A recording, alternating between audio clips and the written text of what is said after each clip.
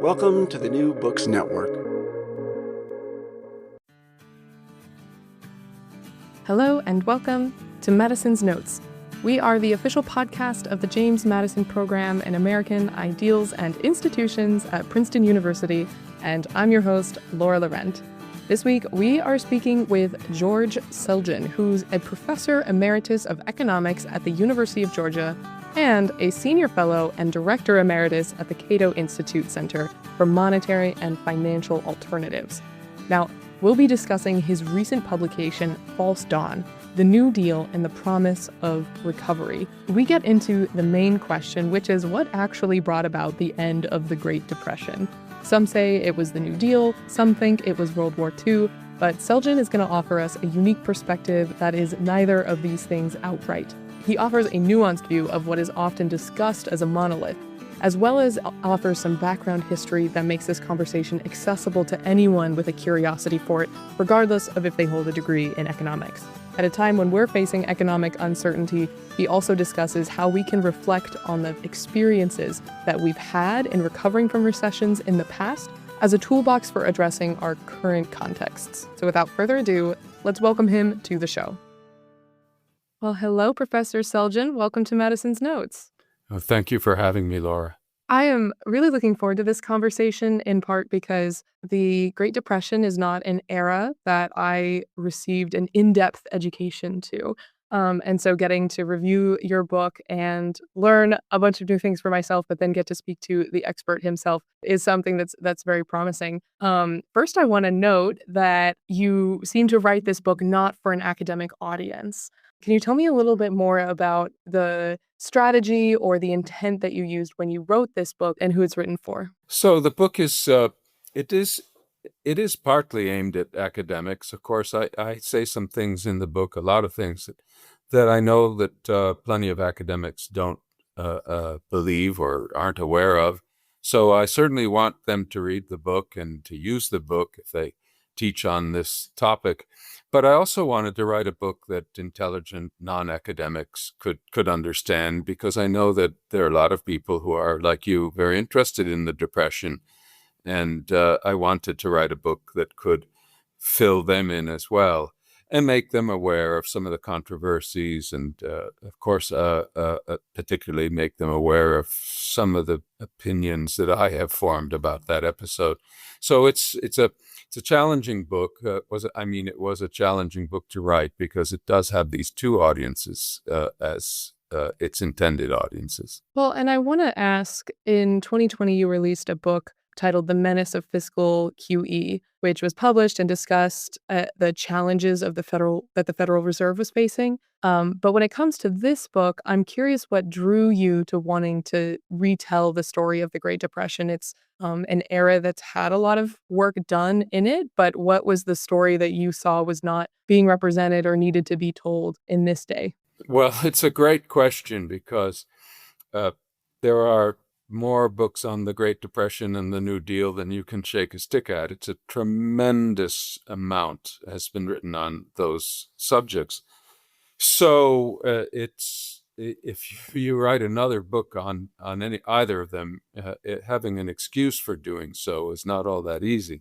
But I did, and my excuse was that there is no really good book about how the Depression ended, what it was that allowed the U.S. to get out of the Great Depression, which of course it eventually did. And what we have a lot of stories out there about how the U.S. got out of the Depression. Mostly the popular ones boil down to two. One is the New Deal got us out. The other is World War II got us out. And that's about all they have to say. In fact, for different reasons, neither of those one-line explanations is at all satisfactory. And in fact, some of the more in-depth explanations that are related to them really don't touch on some of the most important factors that helped us get out of the Depression. So it turned out there was at least one book more that seemed to me necessary on this subject. And of course, beyond that, there's the fact that an immense amount of work has been done by historians, by economic historians, and by economists on the Depression. They're always working on this subject. It is a subject that never dies. And a lot of that work was important because it changed some common beliefs, yet it had not been integrated into any more synthetic work on the topic. So, one way or the other, every 20 years or so, somebody needs to write another book on the Great Depression that takes into account the research during that period, that those last 20 years, digests it, makes it easy for readers with a general interest in the topic to understand, makes it accessible to people who aren't going to download academic articles and go through them. So a new book on the Depression might have been necessary, even if there weren't a good one on the recovery, but I emphasize the recovery in mine. Mm-hmm. I'm curious, so because so much work is done and there's sort of the different camps have formulated about how it happened and how it ended, and they seem to be somewhat set in stone, how do you structure the book in a way to illuminate the current arguments, but then sort of present the newer findings that you have? Do you integrate all of the literature, or are you, for our listeners who would be interested in picking this book up, are you interested in sort of giving a fair shake at each of the different camps before clarifying the new material that's emerged? I think I can say that that my book and my own perspective on this episode doesn't fit into any of the preconceived camps, if we can speak of such. And for that reason, either they're all going to think I'm being fair or they're all going to think I'm being unfair. It's one or the other, because I don't think I've written a book that either group will say, oh yeah, that we already knew all of this, and this is our view too. But neither have I written a book that says that anybody is all wrong. I have tried to take all of the literature into account. It's impossible to really do that because so much has been written, but I certainly try to take the more recent research by specialists on these topics into account. I've tried to deal with that research fairly. I have, in some cases, I don't accept the conclusions of the authors of recent research that I rely on, but I explain why I disagree with them. So I've tried to be very fair. But when I say that my book doesn't cater to any particular group, what I mean, among other things, and we'll talk about this more, is that it's a little bit of an odd fish in the following respect. Though in some respects it's critical of the New Deal, it is not critical of Keynesian economics. Now that's a bit of a twist.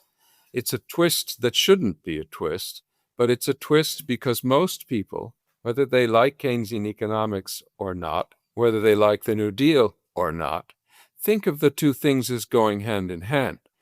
So this book will upset people one way or the other, many people, because it is critical of many aspects of the New Deal, not all of them, but at the same time, not critical of Keynesian economics. And in fact, I'm going to go a little bit over my skis here, but it portrays Keynes's own views on combating the Depression very sympathetically. In general, Keynes and I see eye to eye on many aspects of this episode, but yet we're both critics of the New Deal, and this is Keynes's criticisms of the New Deal have been somewhat overlooked. But I also try to give the New Deal its due. So I do discuss programs, New Deal programs that I think were helpful, New Deal steps that were helpful, while at the same time pointing out those that weren't. And in each case, I try to explain why. The overall purpose of all of this is so that we can learn from that episode how best to promote recovery from further recessions that we may experience, that we certainly will experience, I hope not too soon. And I want people to understand what are the things that were done then that were wise and that we might try again, and what things were not so wise and we shouldn't try again. That's what's really the purpose of the book. Mhm.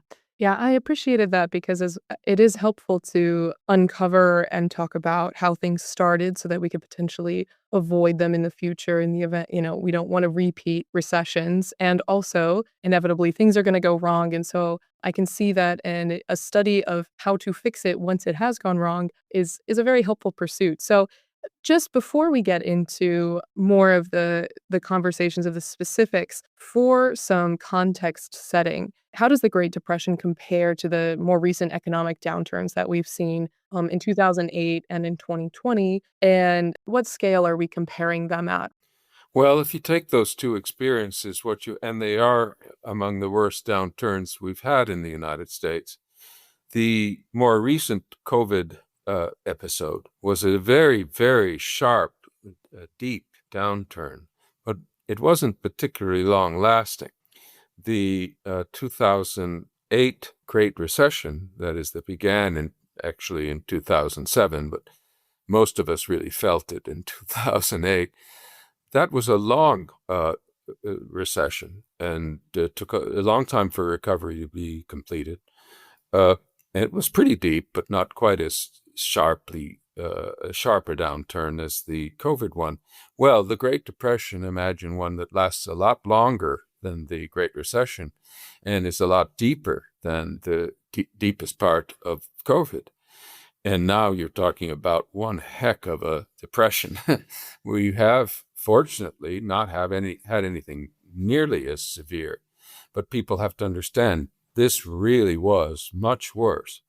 For the vast majority of Americans, it was an extremely painful episode. By the end of the 1930s, remember the Great Depression starts, by most accounts, with or around the time of the stock market crash of October 29.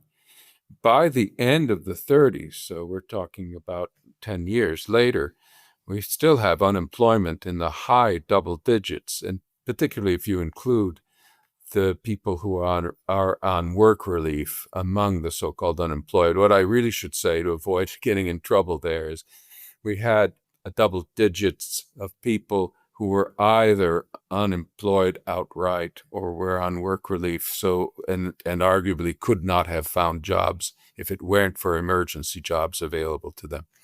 That's pretty bad. And of course, the peak unemployment, again, counting as well people on work relief, the peak unemployment or work relief rate was 25% of the labor force in 1933. So that's how deep it got, and that's way deeper than any of the recent unemployment crises. So this is a big, bad, the biggest, baddest downturn in U.S. history. Mm-hmm. And because it was so long, it almost seems difficult to imagine looking by the end of it, it would be hard to do so much reflection into how it started and that it had been building and maintaining its course throughout time. But is there something about, because I don't want to spend too much time on the beginning of the Great Depression, since the bulk of our work will be in the recovery in the space that you've written about. But were there any aspects that are, or that you think are overlooked in the origins of the Great Depression that did have an influence on the way that we were able to pull out of it at the end? I don't think that there were many aspects of the causes of the Depression that have been overlooked as far as I know. It was in treating the recovery that I felt that there was something new that needed to be said. Not to say that there won't be new revelations or discoveries about the causes. The causes of the Depression, though, were quite special, and the United States had particular problems that need emphasis, because without being aware of those particular problems, it's harder to understand how long the U.S. took to get out of the Depression. I should say, for your listeners who aren't aware of it, that this wasn't just the longest depression in the United States history, or one of the longest, depends on which statistics you use. But it was also much longer in the U.S. than it was in the rest of the world. Most countries got out of it relatively much faster than the United States did, although many countries were involved at the beginning. It was a Great Depression for many, many countries, but it was a very, very long Great Depression, only for a few. Among the major economies, the United States and France both stood out. And the fact that they both stood out here is very significant as far as my book is concerned, because it's also the case that France was the only major country to adopt New Deal type policies, certain kinds of New Deal type policies. And that, I would argue, is one reason why they both had longer lasting depressions. Mm-hmm. So now getting into an overview of how your work is differentiated from the view that, oh, the New Deal got us out of the Great Depression, or it's the war that pulled us out. What is it that you present to them as the overlooked component? Okay, so I'm going to give away the punchline, but we have to go back eventually, I hope, and talk a little bit more about how I came to this conclusion. But as far as the Great Depression having ended because of the New Deal, it's really a rather risible opinion. It's popular, but not among scholars. Scholars don't. All you have to do is look up the statistics, and you can see how high the unemployment rate in particular was. Even without including people on work relief, it was in the double digits. And then you had a lot of people on work relief. Nobody would to say that recovery had occurred with that much unemployment before World War II broke out would beg the question, of course. And in other respects, we hadn't recovered. Output was still well below where its trend line was up to the beginning of the Depression. A particularly important statistic, other than these, that tells us we're not out of it is investment spending. Investment spending is extremely crucial. Bad depressions and recessions all involve a lack of investment spending. And all recoveries that are really sustainable recoveries require a revival of investment spending. In the U.S., investment spending tanked in the 30s. And in fact, net investment, fixed investment, this is plant, equipment, that sort of thing, was pretty much zero. Sometimes it was negative throughout the 1930s. And it didn't recover until after World War II, right after World War II, but still after. So much for the view that the New Deal ended the Depression. Or I should add, the New Deal was practically over as an active legislative program by 1938. Many of the New Deal, some New Deal, early New Deal programs had been abandoned or declared unconstitutional. Others were still in effect. But as an active legislative program, the New Deal had done everything it was going to do. There were all sorts of reasons for this. Prior to the outbreak of World War II, one of which was the formation of a conservative coalition in Congress that pretty much would have put the kibosh to any more radical New Deal experimentation. Then, of course, the war itself changed the focus of both Congress and the administration in the direction of dealing with, contributing to the war effort, first by helping Europe and then by arming ourselves. So much for the New Deal ending the Depression. On World War II, briefly, the conventional wisdom is, well, the government finally started spending oodles of money, which of course it did, and between the draft and volunteers, the unemployment problem ceased to exist because you had millions of people who had been unemployed brought into the armed services, and that took care of that for the time being. Once I started thinking about this, it's like, oh, okay, maybe the war did fix the problem in quotations. But as soon as the war ends, I started realizing that That's right.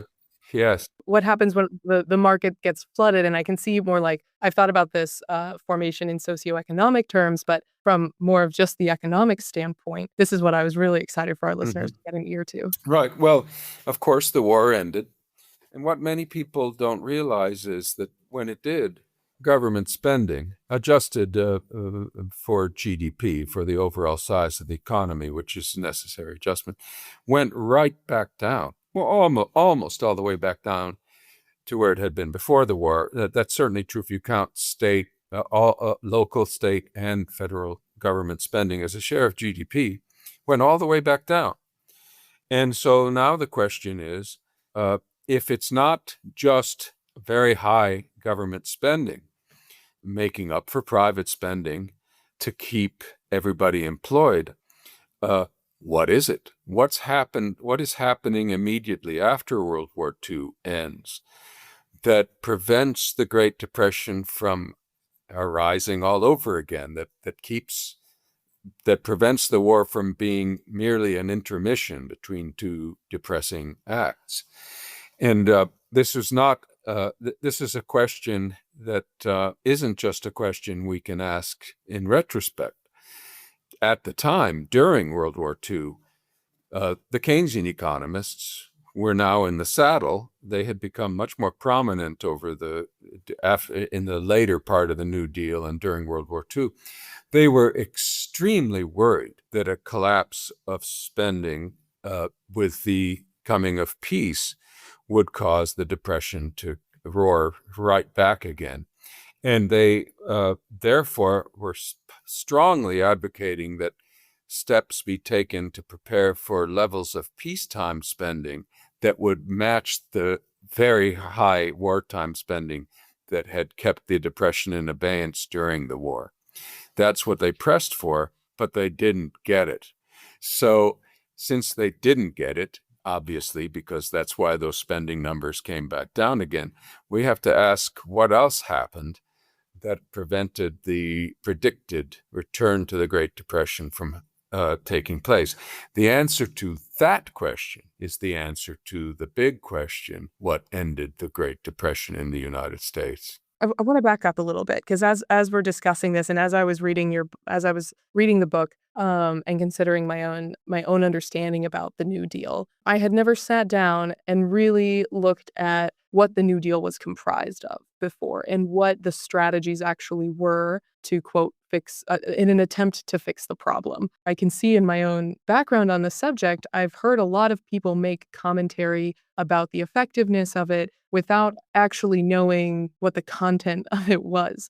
And so can you give us a little bit of like an elementary overview of what was actually in the New Deal and what were the actual strategies being implemented, so that the commentary makes a little bit more sense to us and we have a little bit fuller grasp of the arguments coming at us? Well, the best characterization of the New Deal is one that Roosevelt himself supplied during his original 1932 campaign, which is a slew of bold experimentation and a policy of trying things to see what helped and sticking to the things that helped. Throwing spaghetti at the wall. Yes, it has been compared to that. But the reason I say it's the best description we have is because all the others that attempt to treat the New Deal as having been some well spelled out plan, that is something that had been developed in advance and then implemented once Roosevelt was in office, that really misses the point. It's highly inaccurate. In fact, there was very little detail available about what the New Deal would constitute in concrete terms prior to Roosevelt's election. And then once he was elected, we were in the middle of a severe banking crisis. So at that point, a lot of innovation was inevitable. That is, even if they'd had a plan, they'd have to start by doing things they couldn't have anticipated having to do, because the banking crisis threw a real new wrench into the works. And by the way, they dealt with the banking crisis. The Roosevelt administration dealt with the banking crisis very well, in my opinion. It was one of the high points of the New Deal, with one of the earliest steps, but also among the most successful. However, it must be said, something people don't realize, most people, is that all the way the banking crisis was dealt with was actually a plan that the Hoover administration people had come up with during the emergency. Many of them Treasury people stayed on board and worked hand in hand with Roosevelt's new crew and dealing with the banking crisis. But so the script for dealing with it was mostly a Republican script, a Hoover script, if you will. But the actual implementation, including FDR's brilliant fireside chat, was, of course, FDR's own work.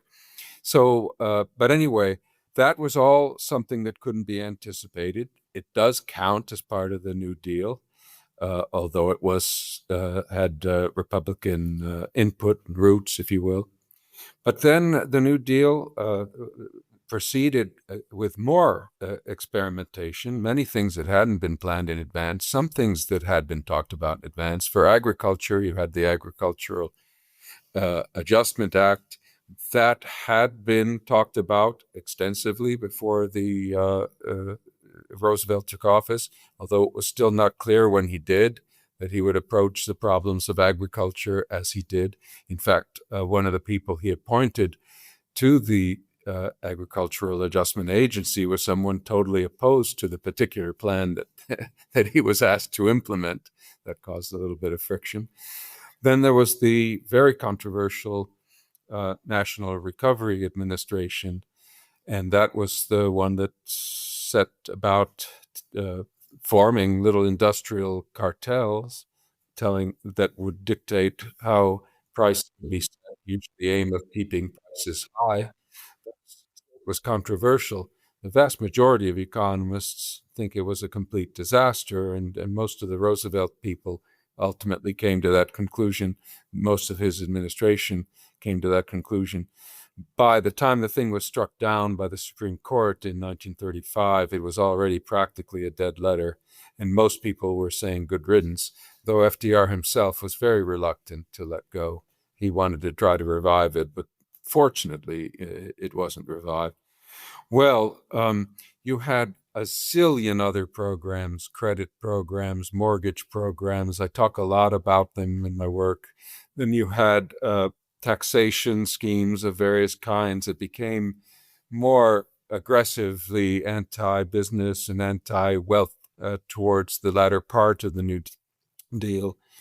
You had programs concerning everything from commodity prices and commodity purchasing to mortgage rewriting.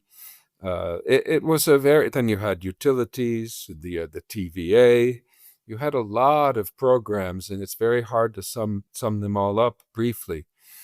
But one thing that should be said that's extremely important is, because there were so many different programs and they weren't even necessarily consistent with one another in their aims and operations, it is impossible, or it is wrong for anyone to say the New Deal programs worked and the New Deal programs didn't work, because such sweeping statements are ipso facto wrong. Some programs worked and some did not, and you can't take the shortcut around looking into every one of them, or at least the most important ones, and assessing it individually. That's the only way you're going to really be able to say what if bearing the New Deal had on the recovery, by looking at how specific New Deal programs contributed or stood in the way of recovery. You can't make a sweeping generalization. In the end, of course, having reviewed all of these programs, I do make some generalizations based on having looked at them individually. But that's a little bit different than expressing a blanket opinion about the New Deal without recognizing that it had both successful and unsuccessful components.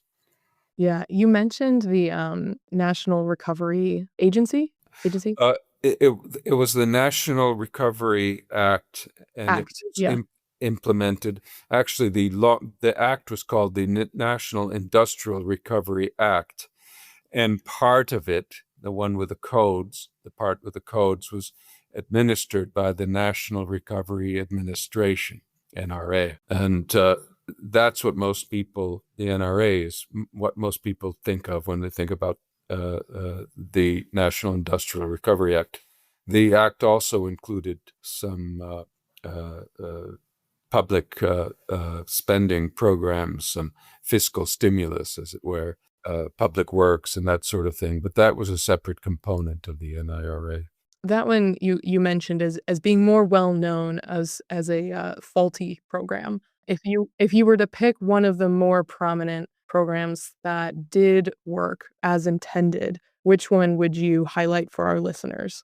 Top of my list would be the homeowners mortgage reform and HOLC home. It was a program that had the government essentially refinancing large numbers of private mortgages. And I think this was a very useful and important program.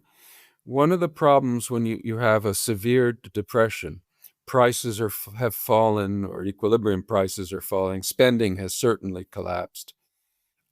In principle, if you could just lower wages and prices and everything, that might help you get out quicker, except for sticky contracts, of which mortgages are a particularly important example, because those have fixed interest rates and they are very hard to renegotiate.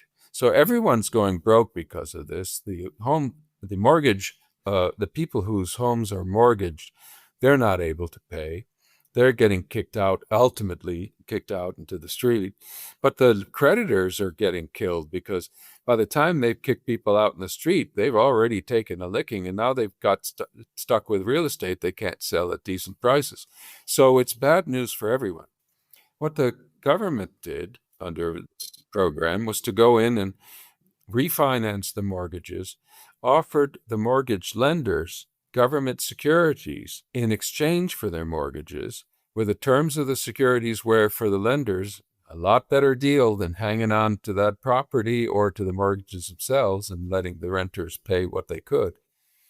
And then they would offer the renters new mortgages on much better terms, including a longer period for amortization, which interestingly was something we have since gotten used to long-term mortgage loans, but back then they were not very long-term. The government pioneered that.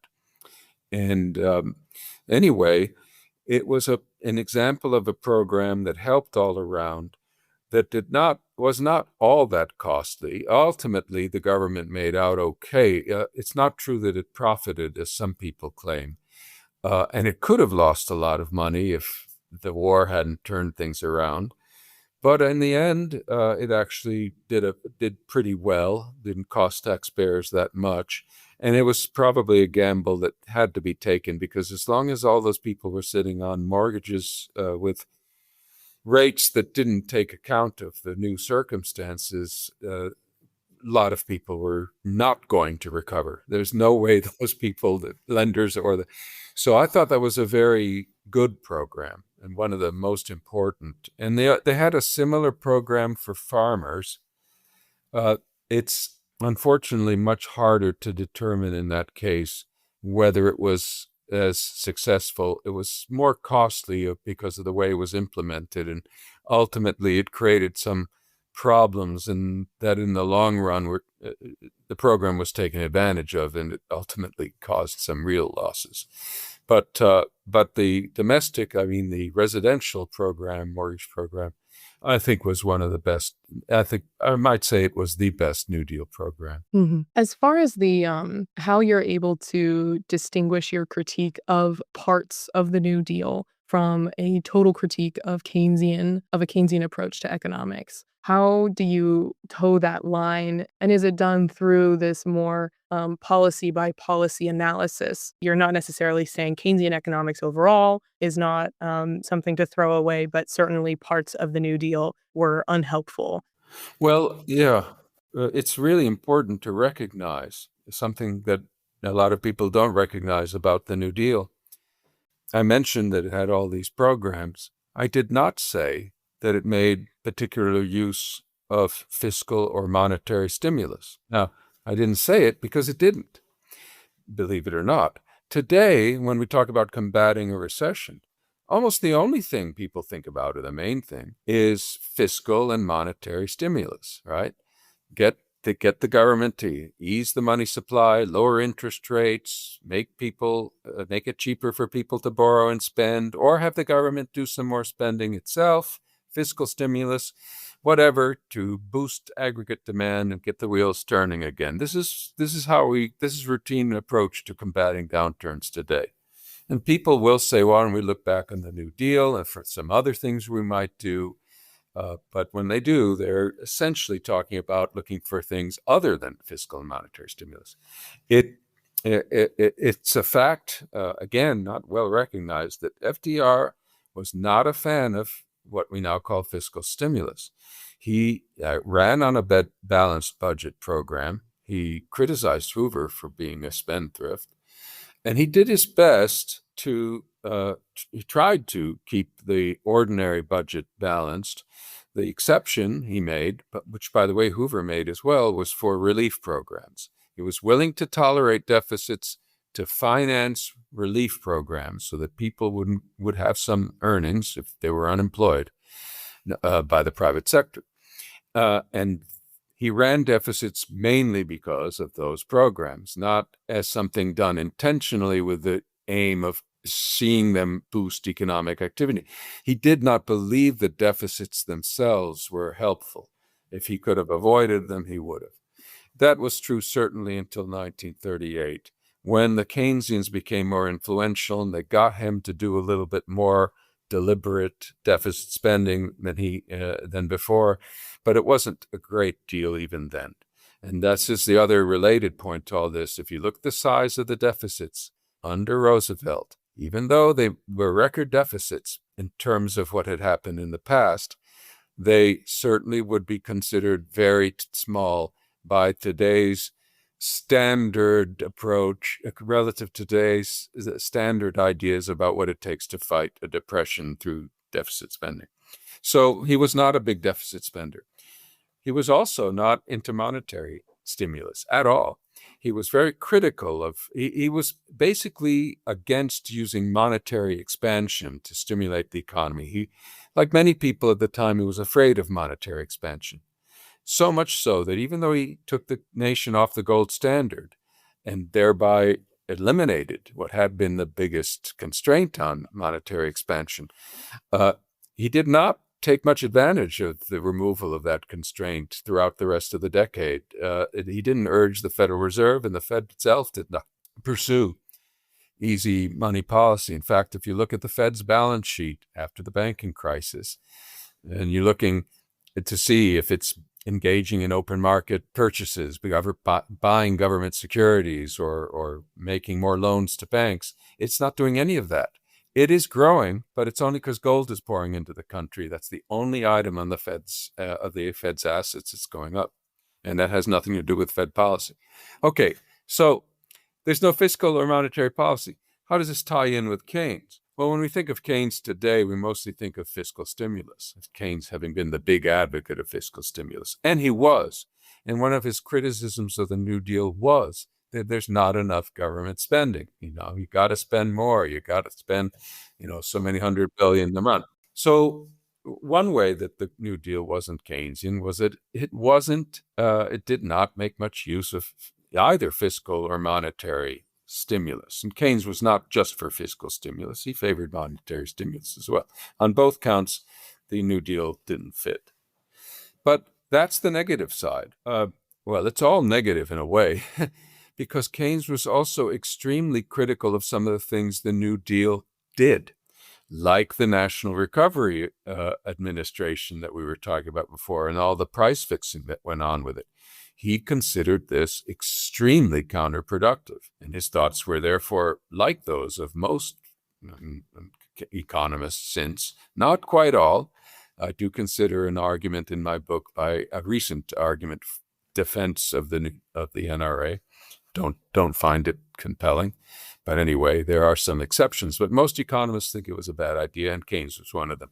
And in my opinion, he criticized it for exactly the right reasons. He said, look, we want to bring equilibrium prices up, right? Which would happen if you expanded the money supply or increased government spending. If you increase demand, you push prices up. But he said, raising prices through controls, which is what the NRA did, is raising the actual prices, but the equilibrium prices are still low. So all you're doing is you're creating shortages, and which includes more unemployment, right? Sorry, you're creating surpluses. Pardon me, and that includes surpluses of labor. So he had it in for the NRA, but he also had it in for many other New Deal programs, and because he thought they weren't helpful, particularly. He thought it was very counterproductive for the New Deal to go after businessmen. And Roosevelt did this increasingly in the latter part of the 30s. He was very aggressively anti-business. There were political reasons why, by the way. Nevertheless, he was attacking them. He was threatening them. He had actual programs that seemed to single them out, taxes and otherwise. And Keynes wrote to him, but also separately, this is not helping. You need to coddle businessmen at a time like this. You need to make them feel loved. They're very sensitive. They won't invest if they feel threatened, if they don't think the future looks favorable. They have to, this is the wrong time to implement these kinds of apparently as anti-business reforms. And the emphasis on timing was very important, because Keynes might have approved and said he did approve of some of the long-term reform programs as long-term reforms. But he said basically, not now. And that was very important. I agree with Keynes on all of these points, pretty much. And so I'm a Keynesian critic of the New Deal, but so was he. It's a fun perspective to get added to the repertoire. So then moving more towards the space between the war ending and the Great Depression not completely restarting, despite the GDP going to basically depression levels. Was it in part with a different relationship that the Truman presidency took with businesses? Was it their approach to monetary versus fiscal policy? I'd love to get a little bit more about some of the components you think assisted in this. So, again, during the war, we have this vast increase in government spending. So we got all the fiscal stimulus you could ask for. And we have monetary stimulus too, because the Fed is pitching in to help pay for the war with low interest rates. It's pegging interest rates. So all those things are creating a super duper stimulus as long as the war lasts. But then we have this question, what happens after the war when the spending goes down? The Fed can no longer be said, I argue, it can no longer be said after the war to be keeping interest rates artificially low as it did during the war. Well, you mentioned Truman's attitude towards business and all that, but the real change occurs. There is an important change in the attitude towards business, but it occurs during the war, during the last part of FDR's presidency. Basically, as soon as the U.S. enters the war, and perhaps to some extent a little bit before, the whole attitude of the government towards business changes dramatically. And the reason, in a nutshell, is that it's understood, first of all, that the U.S. is going to win this fight by producing more airplanes and other war materials, that this is essential to victory. And it was, of course. But it's also understood that, was understood, rightly or wrongly, that the best way to generate the most B-17s and other war material was to work together with businessmen. And that belief was so well established even early in the war that before you knew it, businessmen were coming to Washington to run things. And that was all happening during the war under FDR's administration. So over the course of the war years, the businessmen are coming in and they're taking more and more part in the governing the United States, with particular emphasis on its pursuit of its wartime aims. And at the same time, the big New Dealers, a lot of them are leaving. They're going out one door and the businessmen are coming in another. And the next thing you know, you start having pretty cozy relationships between government and business. It's on its way to becoming the overly cozy relation that Eisenhower called the military-industrial complex. That is forming during World War II.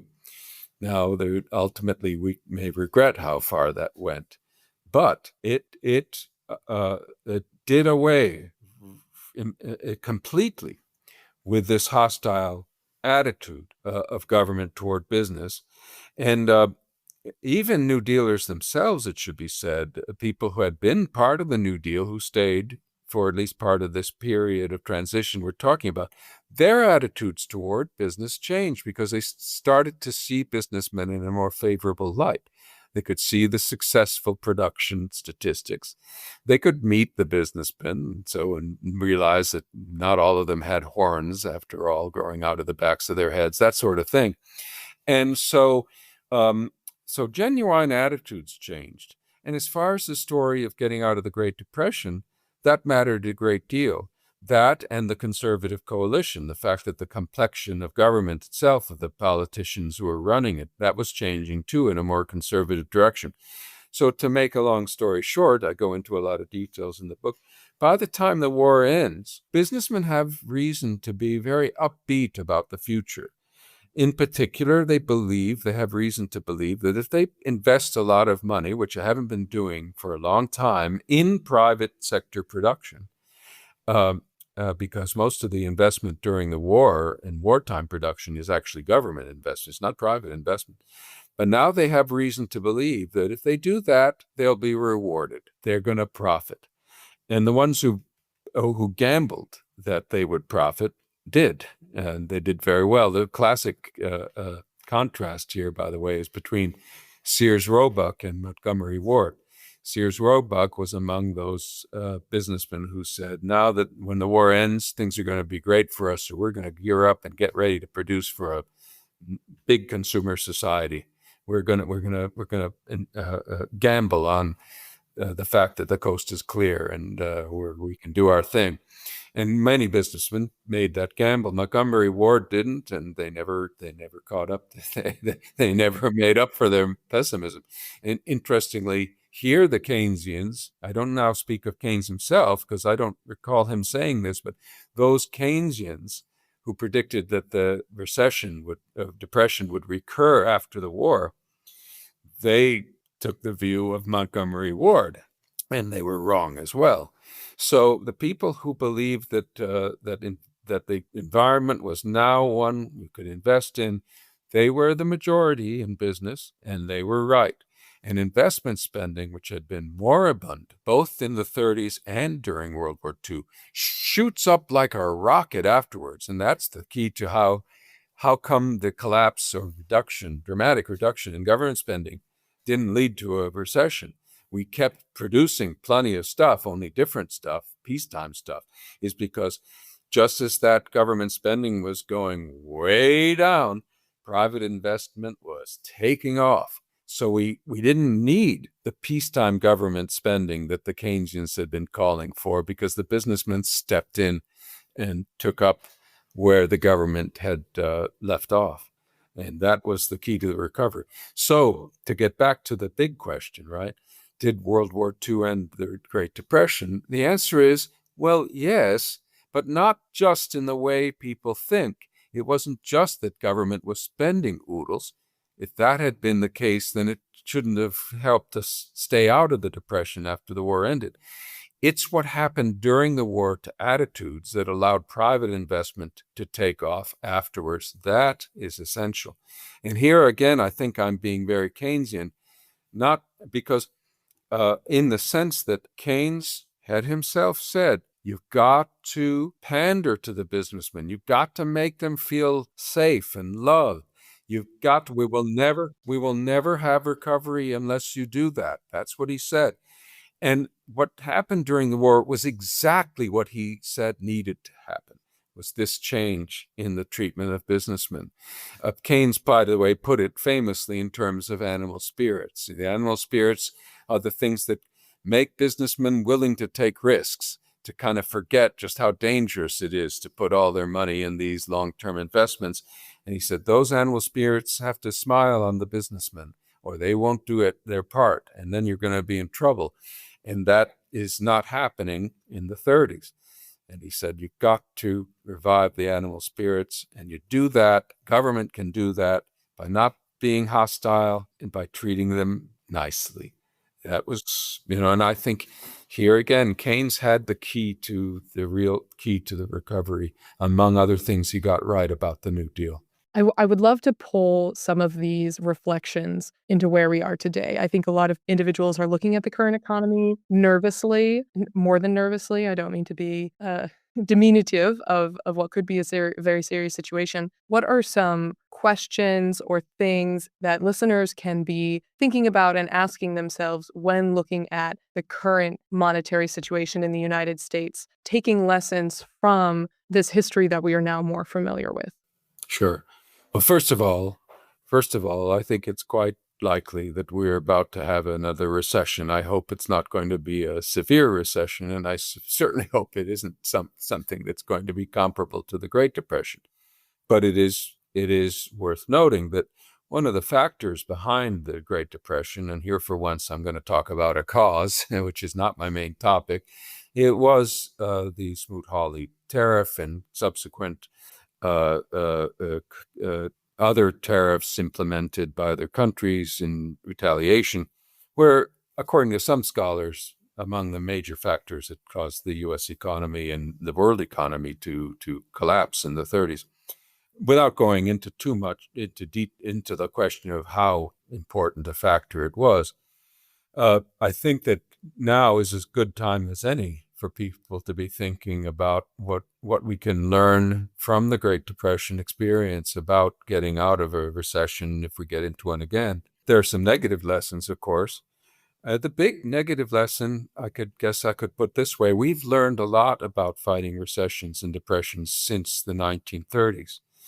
And we've learned correctly, I think, to rely on monetary and fiscal stimulus. Whereas most of the experimenting done by the New Deal that wasn't monetary and fiscal stimulus, frankly, is best avoided. Not all of it, as I suggested, there were some good programs.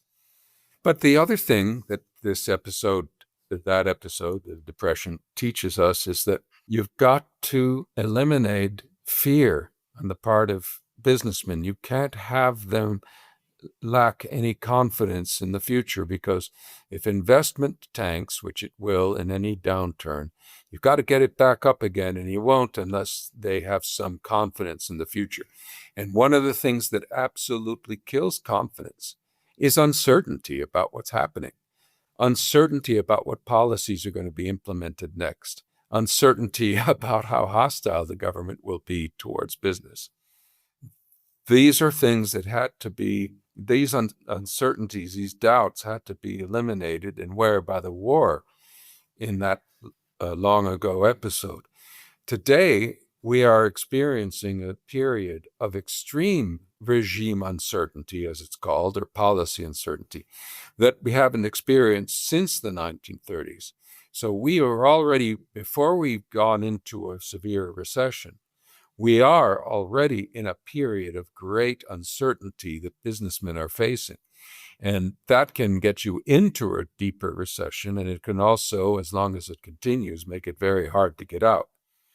Even bad policies that are more predictable can be better than good policies that come on and off unpredictably. Because as long as businessmen know what's coming, they can plan. If they have no idea what's coming, they can't plan. And not being able to plan means doing nothing positive in the way of investment. So there's a lot that can be learned from the 30s. There's a lot to fear about the current circumstance that consists of stuff that seems not to take into account the lessons of the 30s. So if I were to say anything to the Trump administration right now about this, that strictly draws from the experience of the 30s, I'd say, look, whatever you're thinking of doing, try to make it something you can stick to. Try to give businessmen some opportunity to know what's coming in the future. I think it would be far better to have a permanent policy regime that didn't involve extreme tariffs, because those are harmful in themselves. At least I believe what 99.9% of economists believe about that. But certainty is just as important, and sometimes in some ways more important than having the right policies, is having policies that businessmen can count on so they can make some kinds of long-term plans. That I think is probably the biggest lesson we can learn from the 30s. Well, I just am so appreciative of this conversation and of the book that has so much more detail to the things we talked about. I felt a little tinge of sadness that we only had an hour to talk. I was like, I'm going to have to ask some really big questions, which requires you to forego some of the work that or forego in this conversation, at least, a lot of the work that is in the book. Is there any last thing that we were unable to get in our conversation that you think is critical to understanding the content of your book? I think the only thing I would add is it's important for people to come at this with open minds.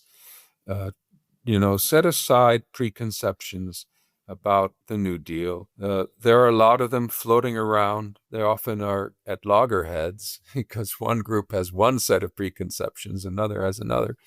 If you really want to know what happened in this episode, be prepared to believe something other than what you so far believe. Just be open-minded. Be prepared to find fault with the New Deal. Be prepared to admit that it had some virtues.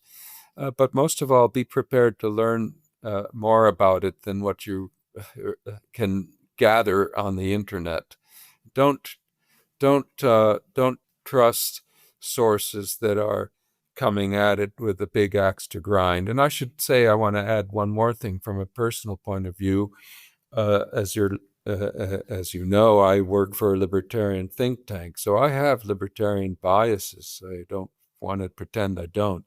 I tried my best to set them aside and to give an honest look to all the relevant literature on the issues I was addressing. So I don't ask people to not have biases, because that would be asking them to do more than I can possibly do myself. But I do hope they will approach reading the book or learning about this episode in the same spirit I tried to approach in writing my book, which is keeping an open mind, being willing to see sides of things that you weren't aware of before. Well, again, thank you so much for that moderation and that encouragement to keep an open mind so that we can learn something new and hopefully respond better than we have in the past to the challenges that we're going to come up to today. So, Professor Selgin, thank you so much for this conversation. You're very welcome, Laura. Thank you. Thank you for tuning in on today's episode of Madison's Notes. If you're interested in understanding more about Professor Selgin's work False Dawn, The New Deal and the Promise of Recovery, it was published in April of 2025 by Chicago University Press. If you want more content like this, make sure to follow us on your favorite listening platform, and you can find us on social media under the James Madison Program. Madison's Notes is researched, hosted, produced, edited, and engineered by me, yours truly, Laura Laurent. And if you have comments or ideas for future episodes or guests, feel free to reach out to me through the James Madison Program social media. Thank you for tuning in, and I'll see you next week on Madison's Notes.